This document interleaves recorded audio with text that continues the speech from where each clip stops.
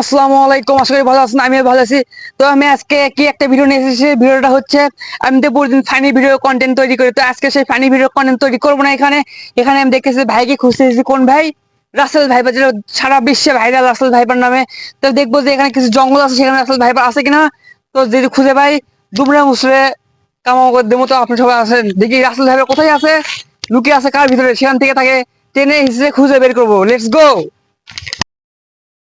এখন যেহেতু রাসেল ভাইপারের কাছে যাবো, যে সে কোথায়, তো সেজ নামে কিছু একটা লাঠি দরকার। তো আজকে আমি সেজ নেবো, কলার ড্যান্ডি। যদি পাই, রিস্ক করে দেবো মাছ মেরে। কিন্তু সেই রাসেল ভাইপার কই, তাকে খুঁজে বের করতে হবে। কিন্তু সে খুঁজে বের করবো কোথা থেকে? কিছু দেখবো জঙ্গল আছে নাকি, তো তার মধ্যে দেখবো যে এখানে কিছু একটা জঙ্গল দেখা যাচ্ছে। এখানে আছে নাকি দেখি তো। অন্য এখানে রাসেল ভাইপার নাই। এখন দেখা লাগবে যে অন্য কোনো জঙ্গল, অন্য কোনো কোথাও রাসেল ভাইপার আছে নাকি।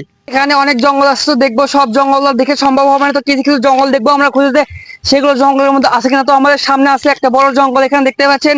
তো দেখবো যে এই জঙ্গলের মধ্যে কি রাসেল ভাইপার লুকিয়ে আছে কিনা, কিন্তু সতর্কের সাথে এই জঙ্গলের মধ্যে যেতে আমাকে ভয় লাগে। দেখি তো রাসেল ভাইপার কেমন লুকাছে। রাসেল ভাইপার, তুই কেমন আছো? রাসেল ভাইপার, রাসেল ভাইপার তো কথা করে পারে না, সাপ। তো দেখে আমি ব্যারি মেরে দেখি না, আর যাওয়া যাবে না ভিতরে। এটি রাসেল ভাইপার নাই। তো কিরকম কেন গন্ধ পাচ্ছে, মনে হচ্ছে রাসেল ভাইপার কোনো কিছু একটা খেয়ে দিয়েছে। তো দেখবো যে কোথায় থেকে গন্ধে আসতেছে। তো এদিকে থেকে মনে হয় গন্ধটা আসছে। তো এখানে যে দেখি কি অবস্থা কি হয়েছে এখানে। এইখানে মনে হচ্ছে প্রচুর গন্ধ, এখানে কোনো একটা কিছু মানে কেউ মেরে ফেলেছে। তো দেখা যাক এখানে কি আছে। ও নয়, এখানে তো রাসেল ভাইপার পুরো একটা গরুকে খেয়ে দিয়েছে।